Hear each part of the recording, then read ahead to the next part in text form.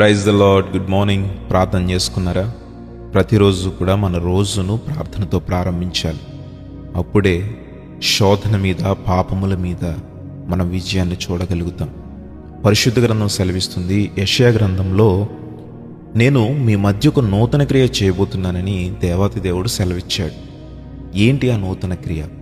ఈరోజు నీవేదైనా నా జీవితం పట్ల, నా కుటుంబం పట్ల ఒక అద్భుత కార్యం జరగాలండి, నేను ఎప్పటి నుండో ఎదురు చూస్తున్నాను, ఇదిగో నాకున్న ఈ అప్పులు తొలగాలండి, నాకున్న ఈ సమస్యలు తొలగాలండి, ఇదిగోండి నేను రక్షణలోనికి రావాలి, దేవుడు మార్గం తెరిచాడు, నా కుటుంబం రక్షణలోనికి రావాలి, ఎంతగానో ప్రార్థిస్తున్నాను.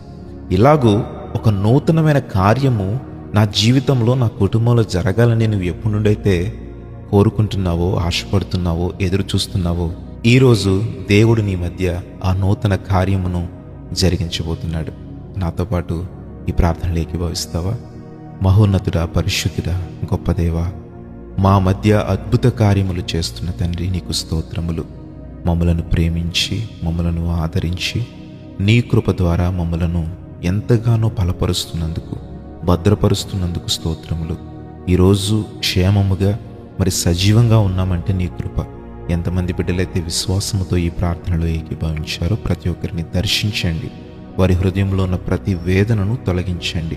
ఈ రోజంతటిలో సాతాను మీద, శోధన మీద, అతిక్రమముల మీద, పాపముల మీద జయాన్ని మాకు అందించండి.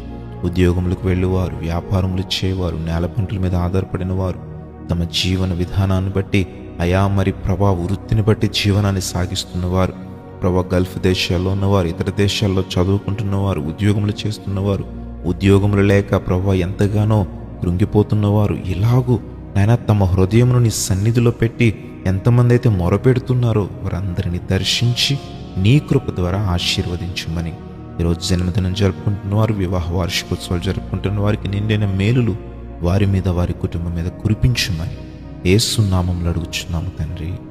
ఆమేన్.